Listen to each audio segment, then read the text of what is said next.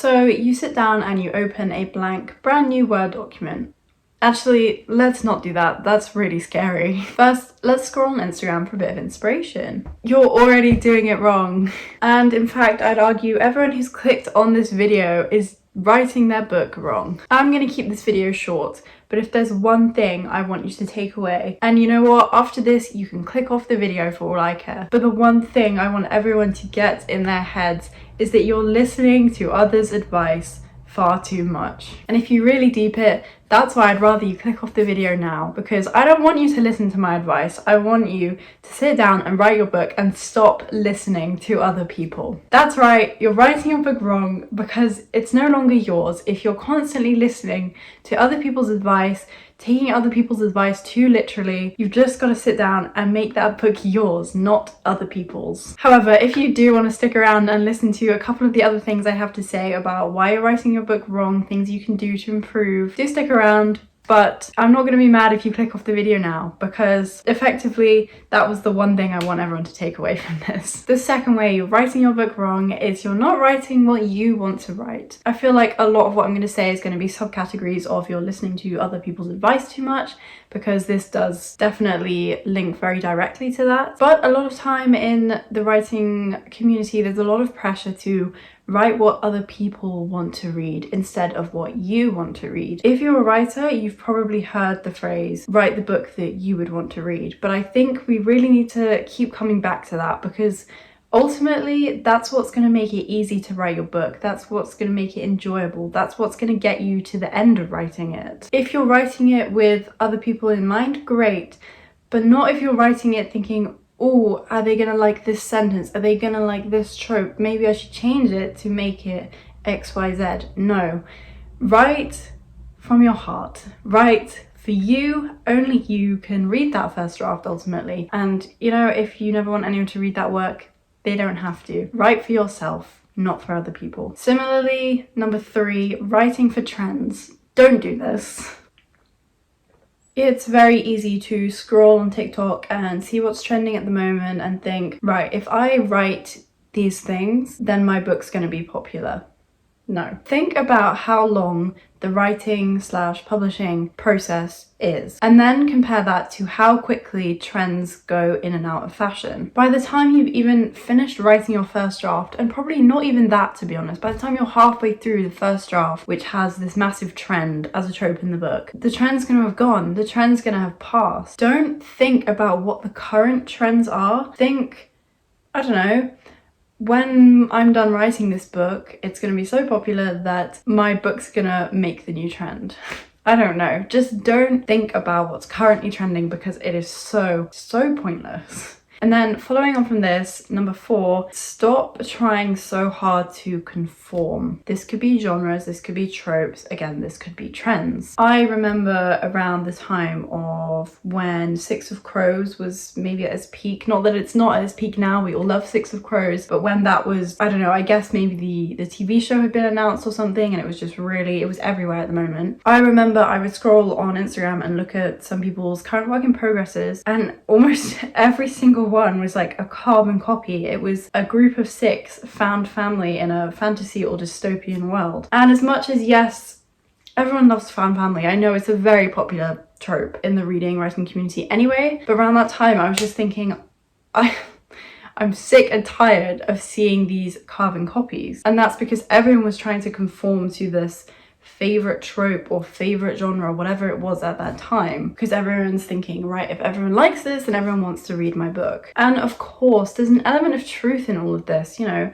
if you're writing trends, if you're writing tropes that everyone likes, of course it's going to make it popular, but it doesn't mean that it's going to be enjoyable for you. And once again, I bring us back to, ultimately, you're writing for you. Stop writing for other people. Because I know everyone's ultimate end goal is, oh, I want to get a 6-figure book deal, or I say everyone, maybe not everyone's goal, but a lot of people's goal is going to be, oh, I want to be a famous author and I want, you know, loads of people to read my book and people to love my book, etc, etc. But you're never going to get to that point if you don't enjoy writing the book in the first place. If you pour passion and true care into the book, it's going to shine through far more than if you pour endless tropes that you don't care about into that book. The 5th way you're writing your book wrong is you're overthinking it.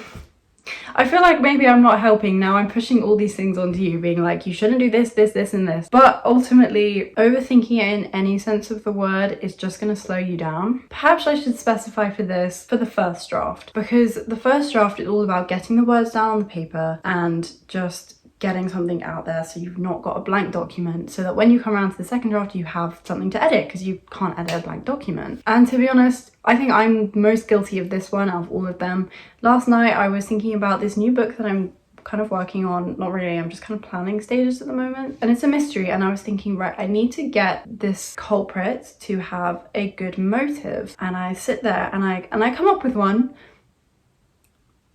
and then I think, what if it's not good enough? What if there's loads of plot holes that come with it? What if the readers think that's lame? What if no one believes that as a good enough motive? Stop right there. Ultimately, if you've got a motive, if you've got a reason for these people going on their adventure, if you've got a reason why the two people connect and fall in love, write the book and stop overthinking it, because you're making it more difficult for yourself. You're taking way more time over things you didn't even need to think about in the first place, because you had a good enough plot, you had good enough characters, you had a good enough genre. Similarly to this, the sixth one is perfectionism. Again, if you're sitting there thinking, right, I've got to get this perfect, I've got to get every single little thing right. No, you don't, especially not in the first draft. Once again, you're gonna take up way more of your time than you really need to. This is definitely the second one that I'm most guilty of. Another example, another little anecdote for you guys. So my main work in progress at the moment is this, I will call it dystopian or maybe kind of fantasy murder mystery. And here's the thing, it is fantasy, but there's currently no elements of magic or, you know, sort of otherworldly things. I don't know, dragons and mythical creatures and magic, nothing like that. It's completely different to my completed work in progress at the moment, which is very much high fantasy. You know, we've got these names of species and mythical creatures and extreme magic, etc. It's nothing like that. So although I class it as fantasy because it's in another world, I keep coming back to the question of, should it be a fantasy? Can I even label it a fantasy? And I went down this whole rabbit hole of Googling, is something a fantasy if it hasn't got magic, etc, etc. And I got myself so stressed and so worked up about the fact that, oh my god, I'm gonna have to make it not fantasy, I'm gonna have to bring it into the real world, or I'm gonna have to add some magic, I'm gonna have to do XYZ to class it as a fantasy. I haven't even finished the first draft. Why do I care what genre it falls under? No one has read this, no one has seen this, no one's ever gonna see this if I keep spending hours and hours Googling if my book can be labelled a fantasy. It's things like this. Stop overthinking and trying to perfect things when you're probably only like 10k words into your first draft. Number 7, getting distracted. I feel like this is pretty damn obvious, but the more you get distracted, the less you're writing your book. Once again, self-explanatory. But just a reminder that if you are setting out days or hours to write, turn off social media, turn off your phone, put your phone on do not disturb. Limit your screen time, because ultimately that's where you're going to get the most distracted. I know you can get distracted on your laptop, you can go on Pinterest, you can go on Spotify, but your phone is slowing you down. You may think it's good to just scroll for a little bit of inspiration. No, because you're going to scroll and then you're going to end up scrolling for hours. Please don't do that to yourself. I want to see you guys succeed, and the more you scroll on your phones, the less you're writing. So hurry up and write that book, because it might be my favourite and I want to read it. One final thing to kind of end this video. Number 8, you're not doing what works for you.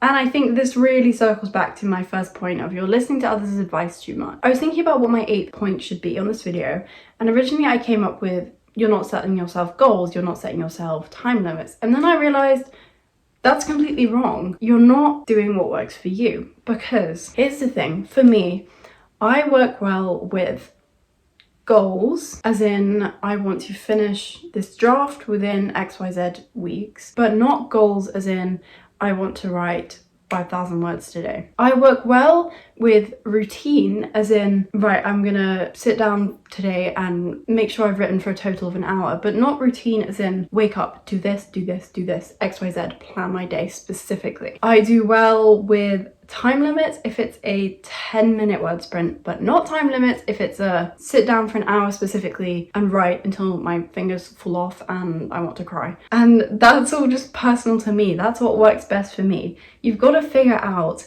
if putting pressure on yourself to finish by a certain time is going to work, if giving yourself time limits is going to work. You've got to figure out what helps you to write and what makes you most comfortable, most happy with writing. Ultimately, I think there kind of is no point in making yourself sit down and write until you cry sort of thing, because then it's not enjoyable. You've lost all the fun of writing, and writing should be fun. So stop listening to what Stephen King or Agatha Christie did for their writing schedule, and instead figure out what works for you and stick to that instead. I said I'd keep this short and I kept my promise, so that's going to be pretty much all for today's video. Remember, stop listening to other people's advice. If you want to ignore everything I said in this video, ignore it. Just go sit down and write your book and don't listen to anyone else.